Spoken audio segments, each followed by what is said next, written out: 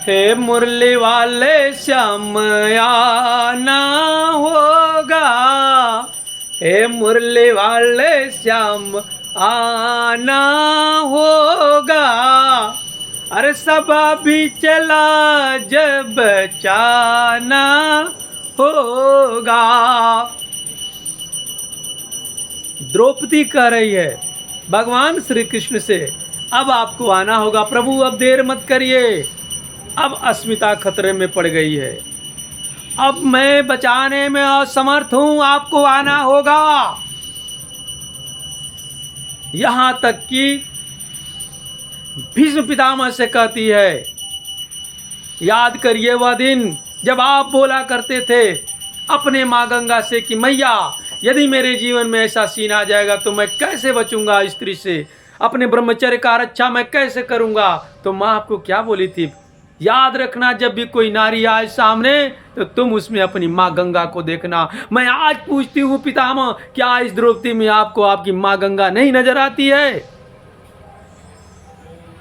लेकिन पितामह भी शांत रहे, यहां तक गुरु द्रोण भी शांत रहे, जो खुद द्रौपदी के पिता राजा द्रुपद के मित्र कहलाते थे।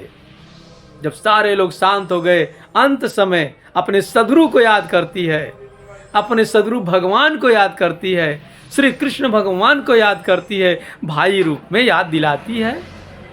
याद करो हे कृष्ण कन्हैया, याद करो हे कृष्ण कन्हैया, राखी तुझको बांधी हूं, लाज बचा लो हे नंदलाला, आज आपकी बारी है, आज आपकी बारी है। और जैसे दोनों हाथ खोलती है वैसे भगवान आकर बचा लेते हैं। बाद में मेरे कहने का भाव ये था कि बाद में द्रौपदी एक दिन पूछती है, प्रभु इतना मैं बुलाई आप क्यों नहीं आए? तो भगवान कहते हैं, अरे द्रौपदी मैं तो तेरे पास ही था, तू मुझे बुला नहीं रही थी। कहले क्यों?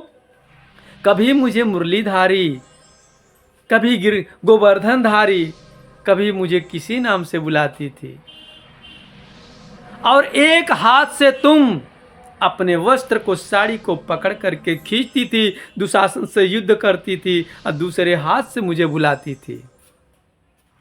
जब तक तुम्हारा एक हाथ संसार में था कि तुम रक्षा कर लोगी, लोगों के पास तक गई, खुद की लड़ाई करती थी, तब तक मैं कुछ नहीं कर पाया। लेकिन जब तुम्हें पूर्ण विश्वास हो गया कि अब कुछ होने वाला नहीं है, जैसे तूने साड़ी को छोड़ करके दोनों हाथ ऊपर कर लिया,